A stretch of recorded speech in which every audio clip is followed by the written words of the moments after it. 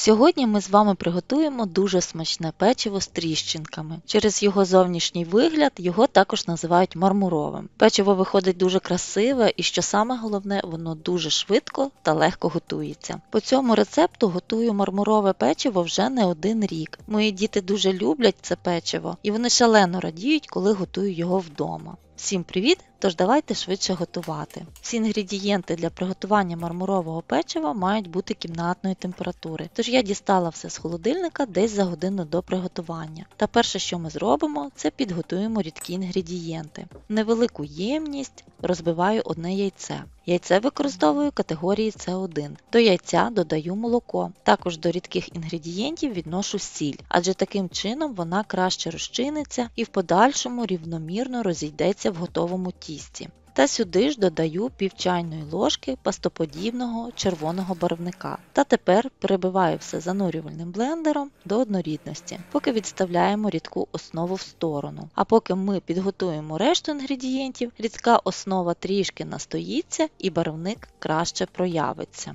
Наступне, що ми з вами зробимо, це підготуємо суміш сухих інгредієнтів. Отже, просіємо та відразу відважуємо борошно. До борошна просіємо розпушувач. А як приготувати розпушувач в домашніх умовах, можна дізнатись, переглянувши відео, посилання на яке з'явилось у правому верхньому кутку. Оскільки моє мармурове печиво має бути червоного кольору, додаю до сухих інгредієнтів пів чайної ложки алкалізованого какао. В даному випадку його функція полягає не в тому, щоб зробити це печиво шоколадним. Така кількість какао має просто зробити червоний колір печива більш насиченим та яскравим. Також до сухих інгредієнтів відносимо цукрову пудру. Перемішуємо наші сухі інгредієнти вінчиком до однорідності. Після цього в сухих інгредієнтах роблю невеличку ямку та додаю м'яке вершкове масло та червону рідку основу. Лопаткою перемішую все між собою до однорідності.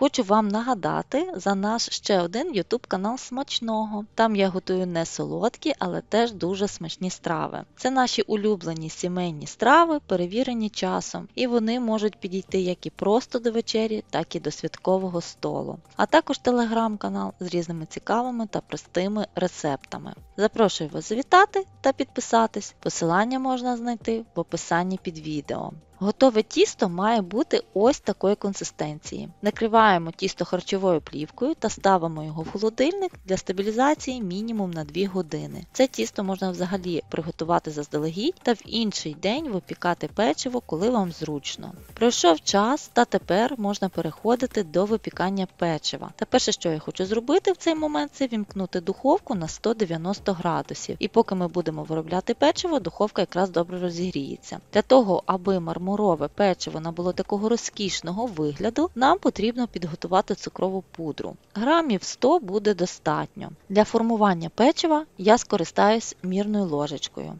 Також в цьому може допомогти звичайна чайна ложка або кухонні ваги. Величина моїх кульок виходить трішки менша за волоський горіх. Я люблю робити невеличке печиво, тоді його буде зручно запакувати в подарункову коробочку. Отримані кульки гарно обвалюю в цукровій пудрі та викладаю на деко трішки на відстані одна від одної. Сильно обтрушувати цукрову пудру не потрібно. Саме за рахунок цукрової пудри на печиві під час випікання з'являються тріщини.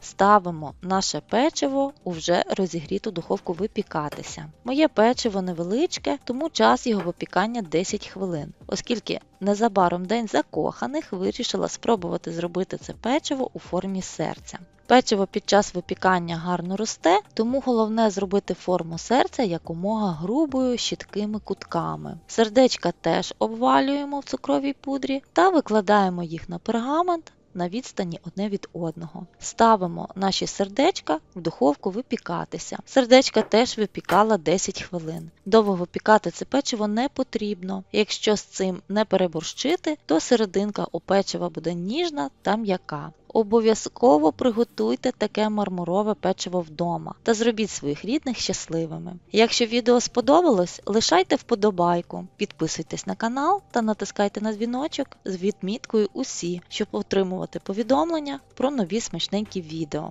З нетерпінням чекаю ваших вражень в коментарях. До зустрічі в наступному відео. Бажаю успіхів в приготуванні. Всього вам доброго, миру та спокою.